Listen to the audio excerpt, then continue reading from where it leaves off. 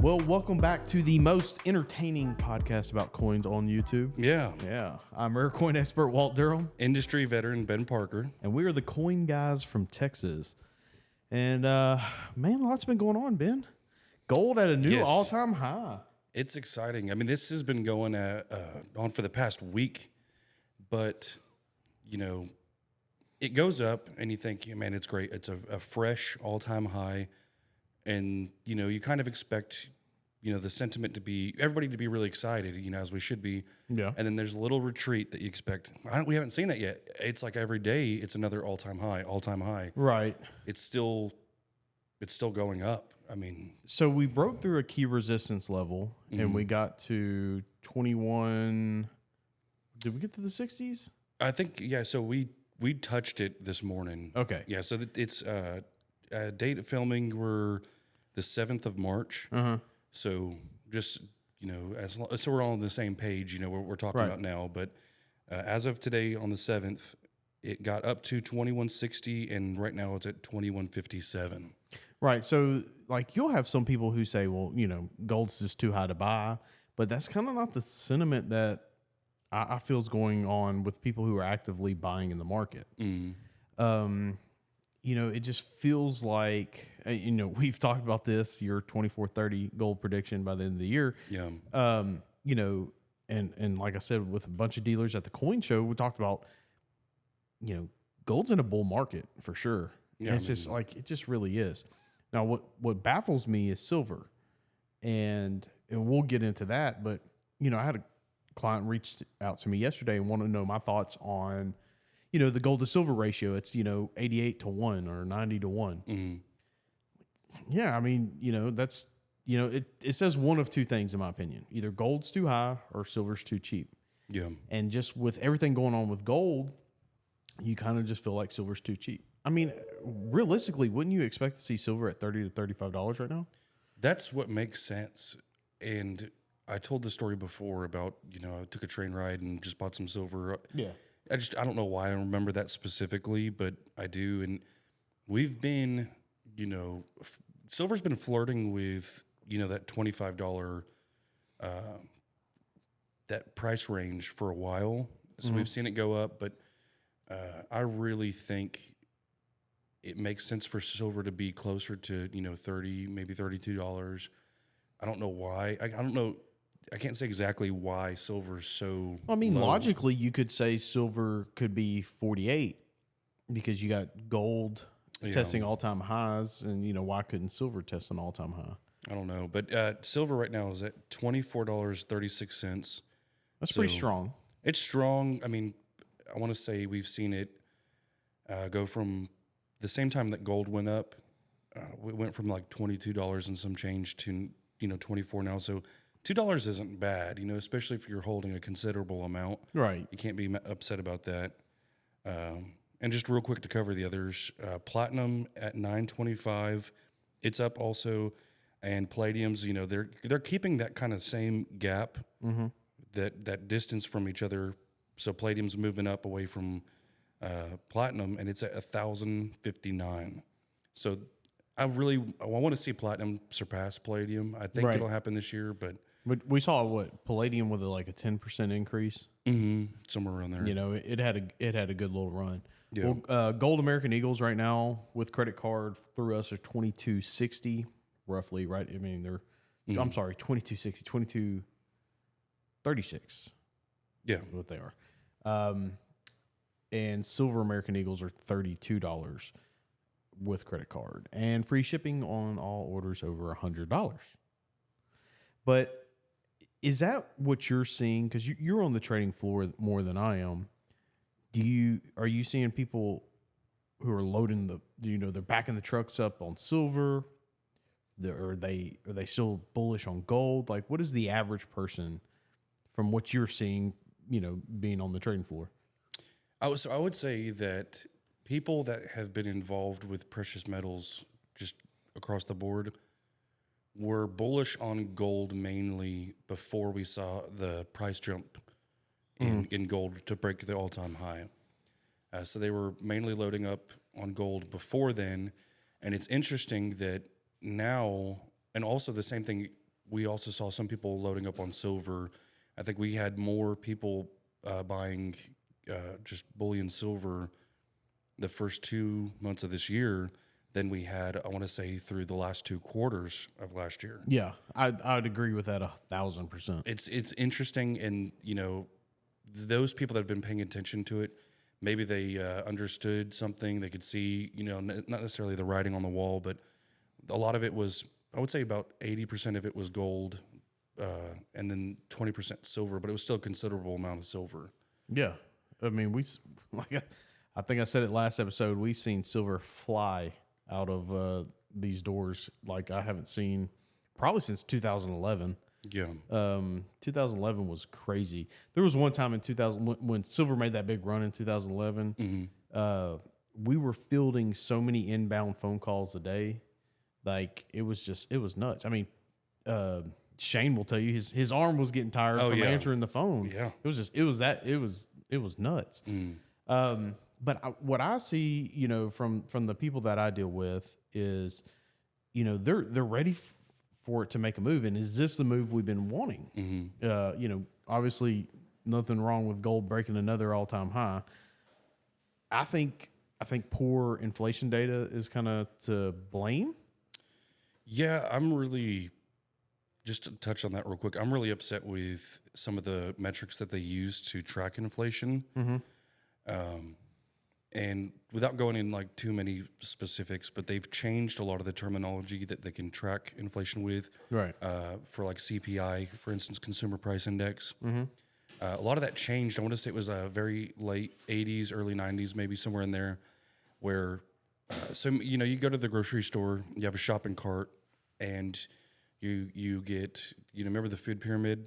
Much of dairy, meat, right, this, whatever. So what they do is they have this imaginary basket that they're filling this food with, and they require so much protein and dairy in this, just like that that pyramid.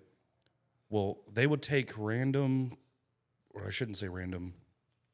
They have to get a certain amount of items in there. Where before they would say like, okay, well, we're going to put steak in here, and we're going to track how much steak costs. Well, the way that they're not really, fudging the numbers, what they're doing is instead of taking steak, they're going to say, we're going to put ground beef in there. Yeah, which is significantly cheaper. And they're going to put this generic. You're still getting the meat and from the food pyramid, but you're going to get, the dairy. It might have been, a certain type of brand before that they were using, and now they're using, the cheaper one. And this is the messed up part about that is they don't release what products fill this cart. So if steak before, because steak, it does cost more, it will cost more, especially we have the wildfires in Texas, still in the north. That's going to impact the beef market. But they don't tell you, hey, this imaginary basket that we're making the CPI off of, or what inflation's data is coming from, that they're purposefully, I can't say purposefully because I don't know for a fact, but this is my tinfoil hat, is that I think they're putting items in that cart that are lower quality, that aren't affected as much by inflation, so that they can show softer, easier to read, nicer numbers. Yeah. Whereas if they would have kept the same items, I think inflation's out of control. I think it really is. And so, like, what do you say? Because we've gotten the comment before or here recently that, screw gold, screw silver, screw all these metals, buy Bitcoin. I mean, like, I'm just not a fan of something that I don't know much about. Yeah. And I don't know what makes Bitcoin go up or down. I don't know how you mine it. I don't know anything about that. So I take the Warren Buffett approach and it's like stay away from it. I've never done well in any kind of cryptocurrency. I've always lost every single dollar I've put into it at some point.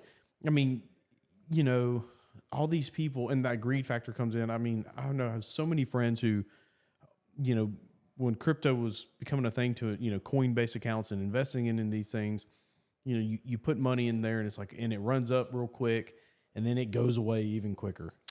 Yeah. So I want to go back to the terminologies before when in doubt, zoom out. When you look at gold and what gold, it's a tangible asset. That's the most important thing. you see, this upward trend over a long period of time. Right. There's safety in that. Right. There's safety in any tangible asset. Bitcoin, and I won't go too much into the what it is exactly, Right. how it's made, but I will just say this is that when you zoom out on Bitcoin, you can see sharp increases, sharp decreases, and you're at risk. It's a volatile It's market. volatile. So people, and that's anything that's volatile, it can be upward or downward. So there are people that have made a lot of money. There's a lot of people that have lost a lot of money. Yeah, but like I could see, and I may be wrong, but I could see Bitcoin going completely away, and it be like the .com bubble and going, 20 years from now, could we look back and go, do you remember when everybody bought into this cryptocurrency thing, Bitcoin? Yeah, I think to me, I'm not saying that's going to happen. I'm saying I wouldn't be surprised. Like that wouldn't surprise me if 20 years from now we're talking about how crazy people were for investing in or like thinking that a cryptocurrency would last. I think ultimately what's going to determine whether or not that happens is what happens with central banks. Because right now, the U.S. dollar is king. We still have a lot of control worldwide in any trade. But if, central banks start supporting it, and there's other cryptocurrencies out there too, we could see it be a staple as a currency. I don't know if it would outright replace anything. There's some people that would tell you it would. There's some people that swear they'll never touch it. I don't know. I think it's still too early to tell what exactly is going to happen with it, but right, it's definitely right now. It's also recently touched its all-time high. Bitcoin has. It's like 60,000. Yeah, I want to say unit 60, 68, 69,000.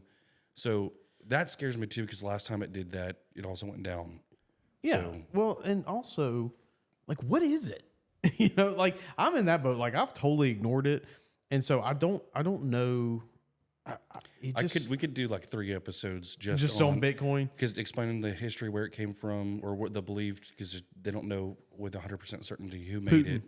Yeah, no, there's no way. But it's interesting. It definitely has made people a decent amount of money, but for what has anybody done research on how Bitcoin keeps up with inflation? I don't know necessarily that they have, and I don't know if you can argue that it even has.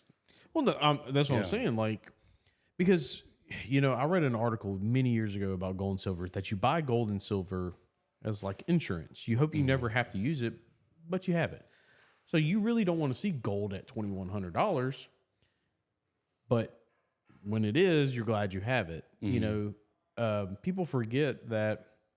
A strong U.S. dollar is a good thing, and a good economy like that trumps everything. That trumps everything than making several $1,000s even on your gold investments.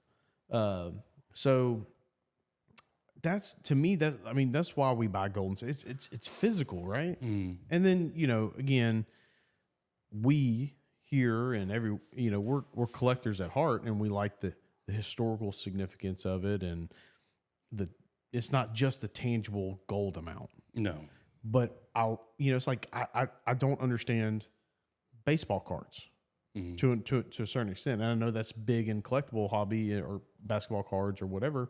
It's because it's at the end of the day, it's a piece of cardboard, right? But I get it. And look, people collect sneakers. Yeah, they do, and those are expensive and can go up and down.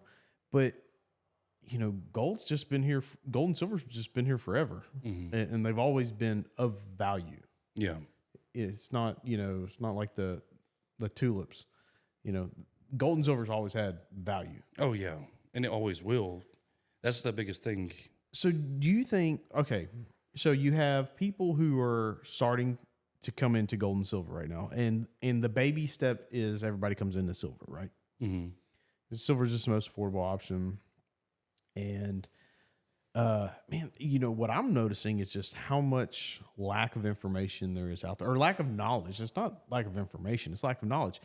you know, I've got a guy who likes to come in and buy metals every week now, and he does not understand the concept of 90% silver. Yeah. So dimes, quarters, half dollars prior to 64, you know, are all 90% silver. I'm like, it's, you know, just another way of buying silver. Mm-hmm. And he's like, well, what about the collectability aspect of it? It's like, well, listen, it's, you know, it's either or. You know, you're not going to buy something from a place, especially a place like us, for bullion and pick us off, cherry pick us into a you know, a collectible. Oh, so is he saying that like he would want to buy junk silver and then hope to find something that's collectible in it? Yeah, it that kind of sentiment I get from him, or like he wants to know what's the oldest date in the dimes. I'm like, no, listen, I'm selling you dimes at $1.80 a piece, and I'm going to sell you, you know, 100 of them, or you know, it's like, and I think we come across this quite often where you have people that, you know, they want 90%, they want, you know, Morgan silver dollars, they want the collectible aspect, but they want to pay the bullion price. right.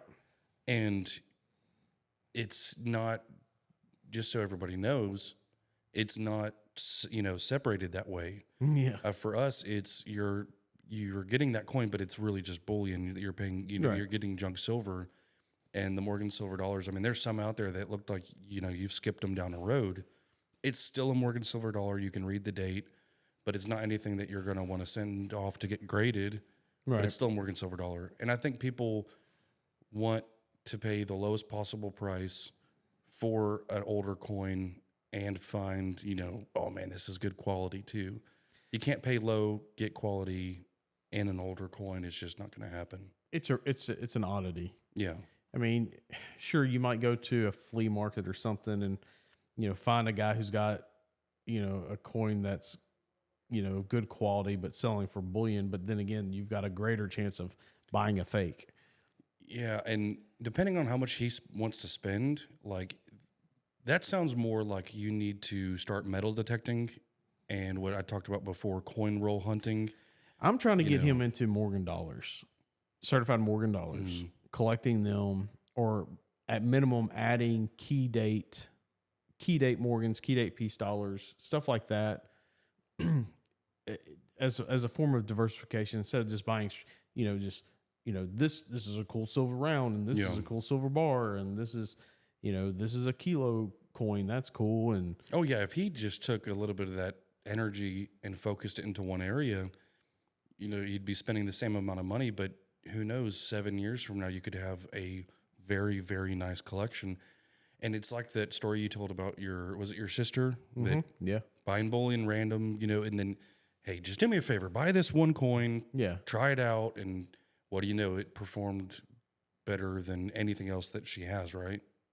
Absolutely. Yeah. Because all the silver, I mean, she was buying silver when it was 30 to 35. Mm-hmm. So absolutely it has performed better than, because, you know, silver's at 24 today, right?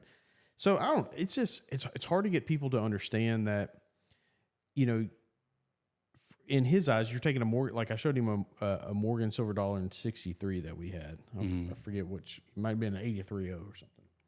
You know, why are you going to spend that much, you know, in his head, why are you going to spend that much money on 3/4 of an ounce of silver? And I'm like, well, you know, 10 years ago, you know, these were X amount of dollars. And, you know, silver hasn't done that in 10 years. Yeah. But, you know, investment grade coins, generic 63, 64, 65 coins, you know, they trade, they call them investment grade because they trade on an index basically. And you can go back and track them. And so it's just, man, it's really hard getting people to find a transition point to that. Yeah, and ultimately, if someone that's I would consider them more of a stacker at that point, if a stacker doesn't want to focus on a collection, they don't have appeal for it, then I mean they'll ultimately not do it if they don't want to. But right, and it's not the appeal thing; it's the lack of knowledge thing. Yeah, and you know, and I gave him books to read, and he's just. That's a lot of work too. I Yeah, mean, I know. everybody's so busy, and I'll talk to my friends and family and about this industry, and everybody always says some kind of lighthearted surface level. Oh yeah, I need to buy some. I've been thinking about it, and they're the steps behind them. Well, they're more than likely never going to pick up any precious metals.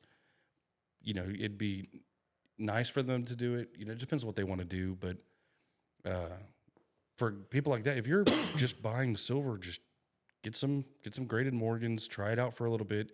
But also, it depends on what you want to do. That's if you're wanting, like, I guess, a return in some way. Like if you want to see your work and effort grow in value, I would definitely do that. So let's do this. Let's say you have somebody who comes to you and says, Ben, I want to put $1,000 in the precious metals. Ooh, What are you doing? 1,000, and there's nothing ever again. Just 1,000 one time. And No, that's just where they're starting. Like, hey, because listen, not many people buy one time and then never buy again. Well, yeah, well, I mean, it just depends for me. Like I'm saying somebody who's never bought physical gold, silver before, they come to you, they say, I've got $1,000. What should I buy? This is the tough thing is my first question to them would, do you want quantity or do you want quality?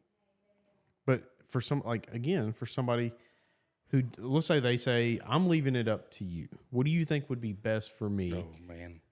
So quality all the way. Quality always demands more. It's just, I would probably, depending on what is available in the vault or in the market, 1-2 coins max of good, decent quality, something that's not so rare that it would eat up the 1,001 necessarily, but just it really depends. It would like 2 key dates for a Morgan silver dollar or a silver eagle, depending, and a mint state 70 or proof 70. Yeah. So if somebody came to me and said, I've got $1,000 and I want to invest in silver, because that's that's the baby step, right? I would probably go with, 500 or so into just silver rounds, low premium silver, or silver eagles, just depending on where the premium is. And then I think I would take the remainder of the money as close as possible and buy semi-key dates, like a nice certified Carson City, because they got a good track record, Morgan silver dollar. I don't think you got enough to buy a 21 piece dollar that's in a good enough grade. No. But Roman numeral 5s, maybe. Get those.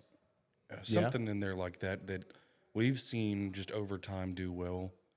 Roman numerals, 1,000's just kind of a tough spot because you're on the cusp. So many people come at me and ask that question. You're like, what should I buy? And I'm like, it's kind of like when I asked you, you kind of like, oh God, because if they do well, you're a hero. If gold tanks tomorrow, then you're not. Yeah. So I don't know. It's always tough for me to answer that. And I guess that's what we deal with on a day-to-day basis. I know what I have faith in. Now, if you come to me with $50,000 or $100,000, I know exactly where I would tell you to go. Depending on the person, I might say, how about some ultra breaks? Hey, take that 1,000. You never know that, and that's the fun aspect of it. Because I have some clients that they buy ultra breaks, and it's the thrill of the chase. It's that, and then they get something nice that is a limited label. Those are, it just depends. It really depending on what you want to do. But if you're going for just like steady growth, key date Morgan, somewhere around there, Roman numeral, gold, smaller pieces. But if you want to have fun building a collection on the way, ultra breaks, that's a good way to do it. Yeah, I guess it's all individualized. I mean, really, because again, ultra breaks, I have, people who love them ultra breaks, man. The new ones just came out, the proof ones, and there's another series right behind it. That's all they do is ultra breaks. Oh, yeah. There's nothing else that they don't buy silver bars. They don't buy Morgan silver dollars unless it comes out in an ultra break, which I'm sure they're going to come with down the road. So I guess at the end of the day, it's to have fun. But so if somebody came with you to you saying I've got $100,000, and so now gold's on the table, right? Mm. What areas would you focus on to? So not a specific breakdown, but obviously you're going to have some bullion, right? Maybe it depends on what they want to do. So if they came to me and they said, I want something that's going to grow and do well, and maybe I might pass it down to my heirs. Mm-hmm. One really, really, really nice New Orleans minted $10 gold Liberty. And then, depending on how much is left over, take that and maybe get some bullion just to be like a buffer if they need money for whatever reason, because you never really want to go to your coins and sell them. But it's nice to know that you have some bullion on hand that you can turn around and sell if you need to. Right. So like I have a guy, and he's just strictly bullion, and it's not the money thing, because the money he's got in bullion is significant. And him coming to me, it was like, and I approached him about New Orleans minted coins. These are an undervalued area. That's just because he's looking at it strictly from an investment aspect of it. He's like, I'm not a collector. And I'm like, but here's the thing. Go out and buy the really tough coins, the 83.0, the 59.0. Like, just go buy those big coins, buy multiples of them. Mm. I mean, they only made 800 1883 O's, and there's 40 to 50 known on the planet today. Yeah. It's not getting cheaper. No, every time we see it, it's more. Right. And so, listen, the downfall to, like, I think what puts a bad taste in people's mouth on some things, on rare coins, 95W PCGS Proof 70, Silver Eagle. Mm. That coin has sold for $90,000 Right. at auction. I will sell you all that you want for half that. All that you want. I mean, I will, all that I can get, I will sell you at $45,000 easy. And just go retire on the beaches of Tahiti. That coin fell dramatically because PCGS can make more in 70, right? And people forget about that. Just like I hope this doesn't happen with CACG. 95, first couple 95W CACG Proof 70s come out. I hope they don't get to 45, 50, 60, 70, 80,000, $90,000, because I think that's a bad gig. Because again, if the grading service is going to be around for a while, it's eventually going to see some 70s come in, right? But with coins like an 83.0, there's safety. You can't go make more. So, and this is, I will say this though, because this is technically a con to that. There's a lot of pros for pre-1933 coins, but there's safety. They can't go. They're not going to go make more of them. They're not just sitting around with somebody waiting to get them graded. The only thing that could affect a pre-1933 coin is a shipwreck. Right. They find a shipwreck. But the thing is, because of technology, we found the majority of the ones that are out there. There's still a few, and who's to say they won't find? I think past year they had that Kentucky. They found a can of a tin full of gold coins pre-1933. But it's interesting. They're even when they find those, for whatever reason, they're not New Orleans. Because I always look, a lot of there might be one, right, but the majority of them are. Philadelphia, San Francisco, a lot of San Francisco, there are a lot of hoards and things like that have been found with it. That's, I would argue, the only thing that can affect the population going forward for pre-1933 is shipwrecks or hoards or anything where they find. But like you could argue, like the Saddle Ridge hoard did well as far as putting some San Francisco gold coins into the spotlight. Mm-hmm. And so, again, I'm just saying, if they find 50 more 1883 O's for whatever reason, but that's nearly impossible. I know, but it's just we have to address the con of it, that is Yeah. it's not a 0% chance. It's not a 0% chance, but it's highly unlikely. Yeah. It is highly likely that CACG will certify more 95Ws and Proof 70. Mm-hmm. And listen, we've done an episode on CACG. I like the holders. Now we're starting to get to play with the coins. Mm-hmm. We just got in that 1903-010 AU58. That coin is easily a 61. Yeah. They are so strict right now, and I think if I had John Albany sitting there, he would say, "I'm not being strict, I'm being accurate." Yeah. Again, that's the brand, and I get it, and I'm not hating on them. But they are just, to me, they're being ultra tough. And so right now, I could see coins like a 95W Improve 70, getting to stupid levels because it's an accurately graded 70, Mm-hmm. and it's a tough to get a CACG 70. But that's a dangerous slope. I don't know necessarily. I think it would be something that the market's going to end up determining it with enough time. CACG could say, their 58 is worth a NGC or PCGS Mint State 61. No, that's possible. That's not my fear. I think that's totally possible, and I think, CAC's proved that. Mm-hmm. Like over the years with their stickered coins. There's a premium, yeah. There's a premium. I could show you, and I say this, I feel like almost every other episode, I could show you a coin in the same grade and sell for twice the amount of money. Yeah. It's just the quality of the coin, right? Man, I think the danger lies in for the new collector saying, not really understanding the CACG, and I would be interested to know how many 95Ws and Proof 70s they've graded so far. But like the 030. Wait, does CACG do like a population report? Yeah. So yeah. I haven't been on their website recently. So it's just like everything else. It's got a population report. It's got the QR code on the back, and you just, Okay. And it will actually tell you how many they stickered in that grade too. So you stickered, keeps track of holdered, and so it's got two populations, stickered and holdered. Like for the AU58 that we bought, I think there was 8 stickered and 1. That's the only one certified. Okay. By CACG. The problem that I think we're seeing right now, and it's the fine line that CACG's having to walk, is dealers are not wanting to submit to them because they don't want to. Again, if I have an 030 that I know is a 61, right?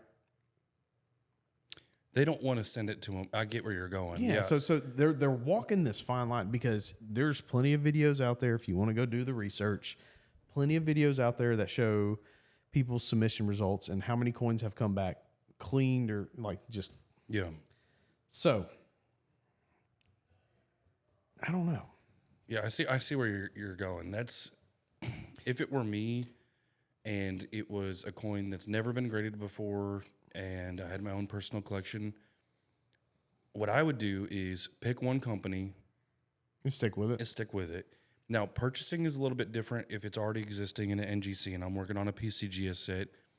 Okay, it's the same coin. I still would entertain purchasing it, but do your research, find out. It takes 15 minutes to figure out. For the most part, what one company does, how well they, you can compare their pricing too, and see which one fits for you, and then go that route. So with pre-33 gold, a lot of people buy NGC PCGS mixtures, and that's fine. I think I want to caution the people who might want to tackle a Proof Silver Eagle set in CACG 70 that a 95W Proof 70 may be worth a 10 to 15% premium, or maybe a 25% premium. You're talking about over NGC and PCGS? Yes. A CACG 95W Proof 70 might carry a 10 to 15% premium over what an NGC or PCGS, because if that's the goal, because that's what's happening. That's why the 95W and PCGS Pro 70 years ago sold for $90,000. Somebody was trying to put together a complete PCGS set, which was very difficult to do. Yeah. Well, over time, more modern submissions get sent, more 70s come out, the value of that comes down to normal levels. Yeah. And dealers are not stupid. We will say, oh, this coin sold for $90,000. I have these NGC 70s. Let me send these over for crossover. And then all of a sudden, PCGS is going to cross some of them over. And then the population. I see. So somebody out there in coin collecting land is trying to put together a CACG set of Silver American Eagles in Mint State 70, a CACG set in Proof 70. Yeah. And so that 95W, depending on, I don't know the numbers, that coin is going to have a premium on it over NGC right now. 10 to 15% premium, and it might forever. 10 to 15%, 20% premium, sure. Yeah. 200% premium, that's where it gets dangerous. That's kind of my whole key. Okay, I see what you're saying. So it's almost like with the increase of gold and silver spot prices, it becomes lucrative for people to start mining in areas where they wouldn't before. So they're going to pull, so for PCGS and NGC, you could see them reholding those into CACG, and then it would just increase the population. And then it killed the value. It'd be almost like a vacuum. As the price goes up, Right. And so, and listen, I have no problem paying up for nice things, right? Like that 030 and 58 that we bought from CACG, paid 61 money for it because the coin's a 61. And, that coin is a 61 in an NGC holder. Might be a 58 in that CACG, but that coin I'm willing to pay 60 NGC PCGS 61 money for. I mean, you saw the coin in here. Yeah. It's a beautiful coin. So better than any 58 we've had. So another thing too, with these three major grading services now, anytime that a coin is crossed over, right? Does NGC call PCGS and say, no, hey, you see this serial number? No. No. We're basically artificially inflating populations in all grades. Yeah. So there's no real way. It's at least. That's why, PCGS a while back offered 50 cents for every label you returned off of your submissions as a way to incentivize people to collect the labels and send them back so that they can delete them out of the system for crossovers, crackouts. Wow. And but no, you think an NGC representative is going to, no. Well, I mean, that means that. Not in the least bit. Yeah. Not going to happen. And it's just, you have to take that into account. That's why if you go look at 83Os, $10 pieces. Everybody out there, they know that there's at least 55, I think, or something like that. There's 40 to 50 known, right? Let's say 40 to 60. And if you go compare the populations between NGC and PCGS, you're going to get 120 coins. And I'm pretty close on this number. I don't have the exact, but it's going to be between 100 and 120 coins. But the reality is there's 40 to 60 known. Yeah. So resubmission, stuff like that. Especially with the rare ones, there's people, we've talked about it before. We've done it a couple times where you think a coin looks better than the grade that it's received. So you'll crack it out trying to get it because the one grade higher, it's, $15,000 increase in value in some cases. So I think that's why, bringing this all back full circle, I think that's why some people have a hard time leaving the bullion area and going into. There's so much to it. And you just have to find somebody that can teach you. Mm-hmm. And that's what we do our best here to do is we know the market. Mm-hmm. This is what I've done day in and day out for 16 years. And spent money, lost money, that's you're paying for our expertise. Yeah. Could you find coins cheaper, by yourself? Yes, you could. You're just gonna make a lot more mistakes. You're right. You might buy. Some are lose some really money. expensive Yeah, mistakes. You might lose some money, but that's what our job is.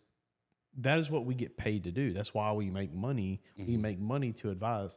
So if you don't want to be like, if you're a roofer and you want to build your roofing business and you don't have the time to spend 8 hours a day learning on your hobby, you can spend an hour a week with us and learn more than you could on spending 8 hours a day on your own in that week, because we've been there, we've done it, and we know the market, we know what's happening.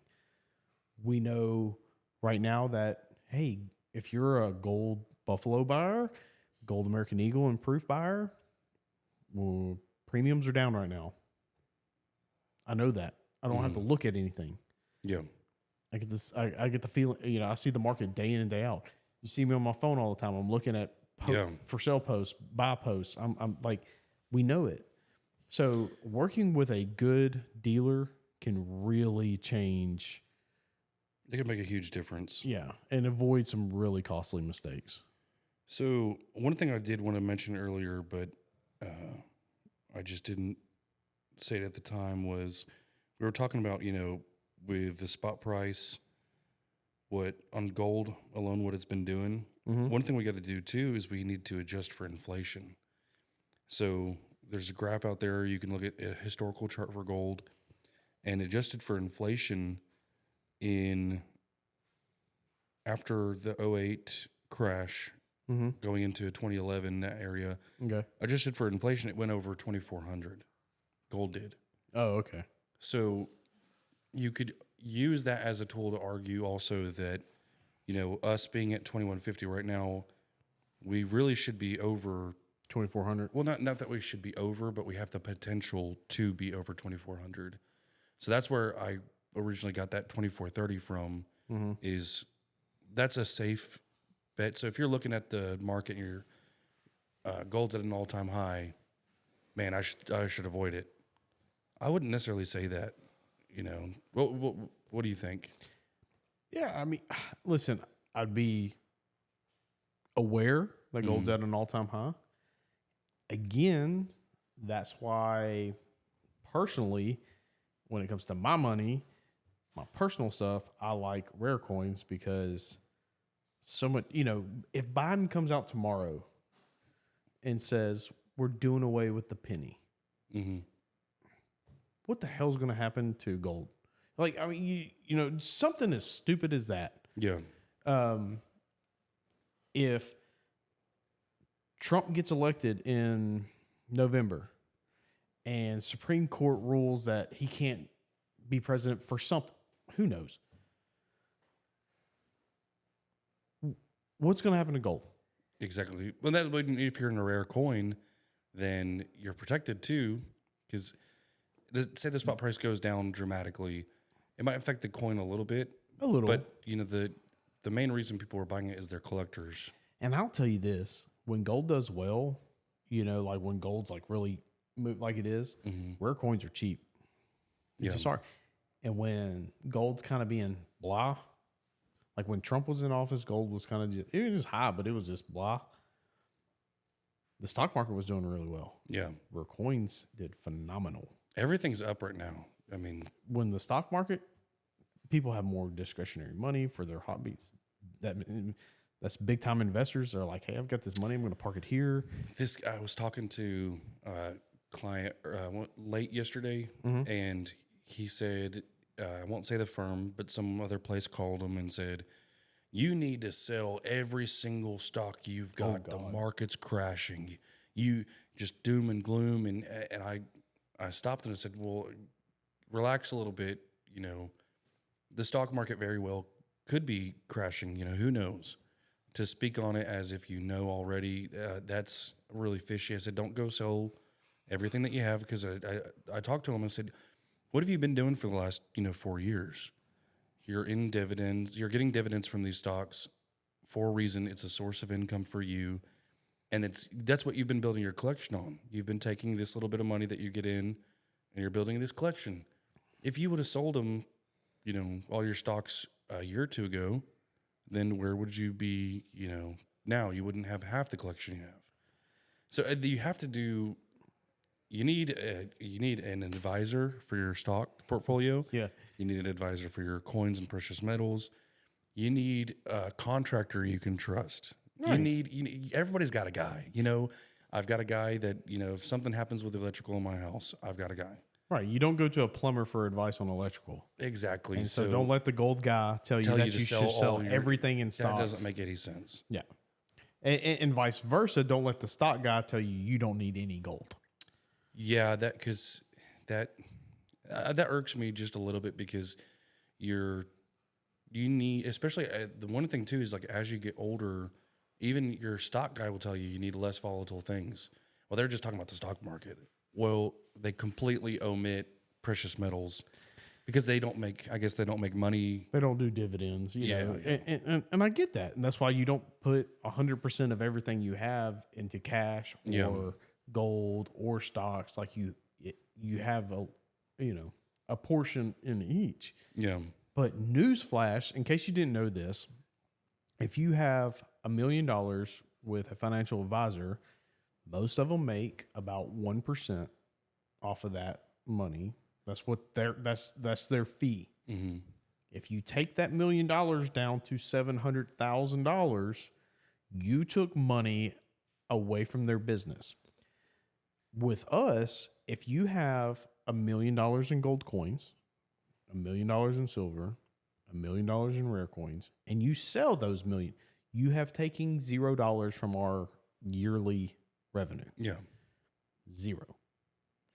And that's the difference. So understand that sometimes their personal motives get in the way of giving you truly. And I'm not saying they're bad. I was just thinking, but yeah, they're not that you it's have bad. to keep that in your mind that, hey, if I have, I'm taking, $30,000 a year away from this business. Yeah.